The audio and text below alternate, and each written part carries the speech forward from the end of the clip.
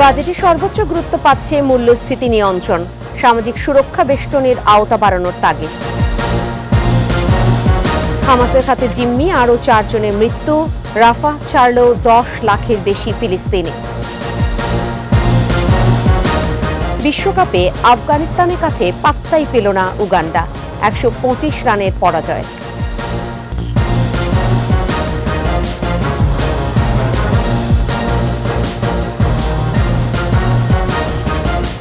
এতক্ষণ শুনছিলেন first security ইসলামী bank PLC সংবাদ শিরোনাম।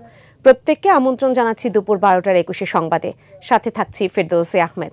দর্শক, 21 টেলিভিশনের সংবাদ একই সাথে সরাসরি দেখতে পাবেন আমাদের ফেসবুক পেজ www.facebook.com/2124 অনলাইনে। শুরুতেই বাজেট 2024-25।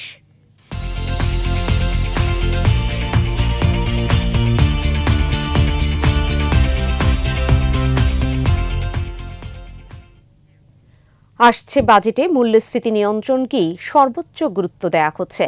প্রায় 30টি ভোগ্যপণ্যে কমছে উৎস কর। অর্থনীতিবিদরা বলছেন, এসব পদক্ষেপের পাশাপাশি নিম্ন আয়ের মানুষকে স্বস্তি দিতে সামাজিক সুরক্ষা বেষ্টনীর আওতা বাড়াতে হবে। ডলারের বিপরীতে টাকার মূল্যমান স্থিতিশীলের পাশাপাশি কমাতে হবে অপচয়ও।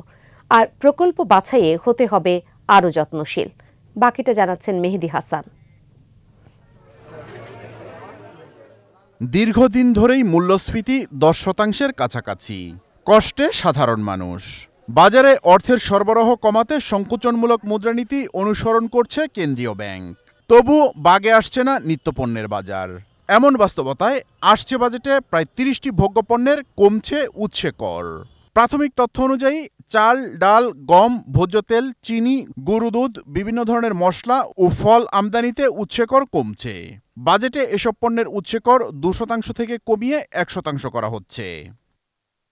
অর্থনীতিবিদরা বলছেন, এসব পদক্ষেপ ছাড়াও মূল্যস্ফীতির নিয়ন্ত্রণে ডলারের বিপরীতে টাকার মূল্যমান স্থিতিশীল রাখতে হবে।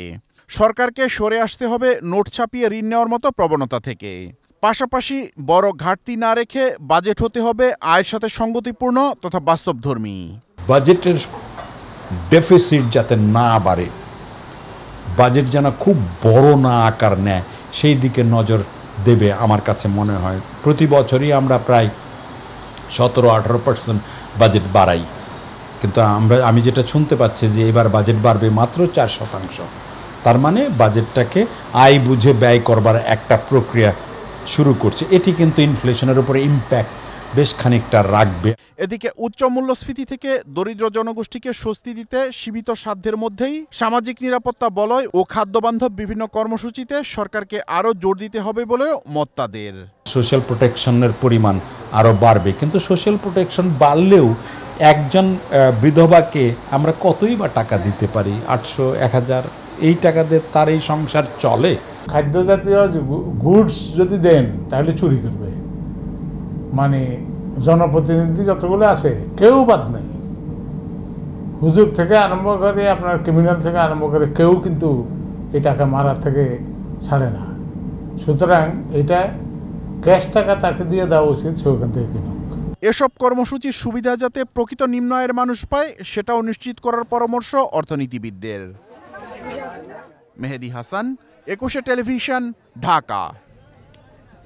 ঘূর্ণিঝড় রিমালের আঘাতে উপকূলীয় জেলা বরগুনা ও ভোলায় ব্যাপক ক্ষয়ক্ষতি হয়েছে। বরগুনায় বরজ তছনছ হয়ে যাওয়ায় নিঃস্ব প্রায় পান চাষিরা। কমপক্ষে 11.5 কোটি টাকার ক্ষতির কথা বলছে কৃষি বিভাগ।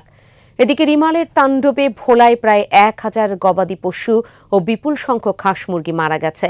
ভেসে গেছে বিস্তীর্ণ চারণভূমিও। বরগুনা ও ভোলা প্রতিনিধির পাঠানো রিপোর্ট জানাচ্ছেন রাজীব জামান। পান চাষের জন্য সমৃদ্ধ উপকূলীয় জেলা বরগুনা।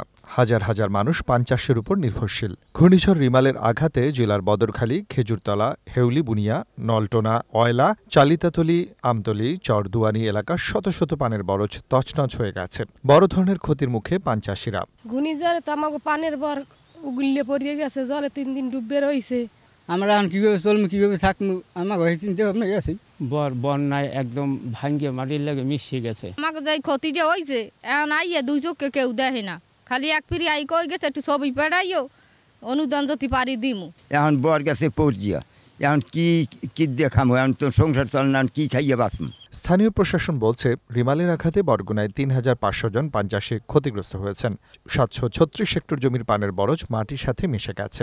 এতে আর্থিক ক্ষতি অন্তত ১১.৫ কোটি টাকা। বড় একটা পানের উৎপাদন ক্ষেত্র হচ্ছে বরগুনা, এবং হচ্ছে বরিশাল অঞ্চল থেকে পান সুপারি এসবও যায়। তো নিশ্চয়ই হচ্ছে বা আমরা যদি প্রপার চ্যানেলে চেষ্টা করি তাহলে অবশ্যই তাদেরকে সরকারি সহায়তার আওতায় নিয়ে আসা যাবে। এদিকে ঘূর্ণিঝড় রিমালের তাণ্ডবে উপকূলীয় দ্বীপ জেলা ভোলায় বিপুল সংখ্যক গবাদি পশু, হাঁস মুরগি মারা গেছে। ক্ষতিগ্রস্ত শত শত কৃষক ও খামারি। ক্ষতি কাটিয়ে উঠতে সরকারি সহায়তা চেয়েছেন তারা।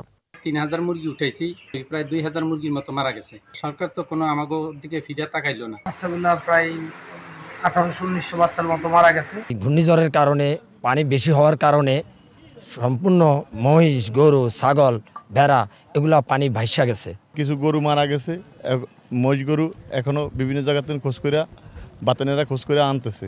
জেলার প্রাণী সম্পদ কর্মকর্তারা জানান, ঘূর্ণিঝড়ে ২১৪১ একর চারণভূমি প্লাবিত হয়। মারা যায় অন্তত ৮৯৮ গবাদি পশু ও ১৫,২১২টি হাঁস মুরগি। ভোলা জেলায় গরু, মহিষ, ছাগল আক্রান্ত হয়েছে এবং মারাও গেছে। আমরা এই ক্ষয়ক্ষতি পূরণের জন্য বা সাবসিডি দেওয়ার জন্য আমরা ঊর্ধ্বতন কর্তৃপক্ষের কাছে লিখেছি। আমরা এটা পাইলে আমরা এগুলো সঠিকভাবে বিতরণ করব। ঘূর্ণিঝড় রিমালের তাণ্ডবে ভোলা জেলায় ৭,৪৩,৮,৮৫০ টাকার গবাদি পশু ও হাঁস মুরগি মারা গিয়েছে বলে জানিয়েছেন স্থানীয় প্রাণী সম্পদ কর্মকর্তারা। রাজীব জামান, ২১শে টেলিভিশন। আন্তর্জাতিক প্রসঙ্গ। গাজায় হামাসের হাতে জিম্মি আরও ৪ জনের মৃত্যু নিশ্চিত করেছে ইসরায়েলের সামরিক বাহিনী। গাজার দক্ষিণাঞ্চলের খান ইউনিসে ইসরায়েলি বাহিনীর অভিযানের সময় এই ৪ জনের মৃত্যু হয়। বর্তমানে তাদের মরদেহ হামাসের জিম্মায় আছে বলে দাবি করা হচ্ছে। এদিকে ইসরায়েলি সামরিক অভিযানের কারণে রাফা ছেড়ে পালাতে বাধ্য হয়েছেন ১০ লাখেরও বেশি ফিলিস্তিনি। এক বিবৃতিতে এ তথ্য জানিয়েছে জাতিসংঘের ফিলিস্তিনি শরণার্থী সংস্থা। রাফার বেসামরিক মানুষদের প্রায় ২০ কিলোমিটার দূরের একটি সম্প্রসারিত মানবিক অঞ্চলে চলে যাওয়ার নির্দেশ দিয়েছে ইসরায়েলি সামরিক বাহিনী। শেষ করব দুপুর ১২টার ২১শে সংবাদ। যাবার আগে ফার্স্ট সিকিউরিটি ইসলামী ব্যাংক পিএলসি সংবাদ শিরোনামগুলো আরেকবার। বাজেটে সর্বোচ্চ গুরুত্ব পাচ্ছে মূল্যস্ফীতি নিয়ন্ত্রণ, সামাজিক সুরক্ষা বেষ্টনীর আওতা বাড়ানোর তাগিদ। হামাসের হাতে জিম্মি আরও ৪ জনের মৃত্যু, রাফা ছাড়ল ১০ লাখের বেশি ফিলিস্তিনি। বিশ্বকাপে আফগানিস্তানের কাছে পাত্তাই পেল না উগান্ডা, ১২৫ রানের পরাজয়।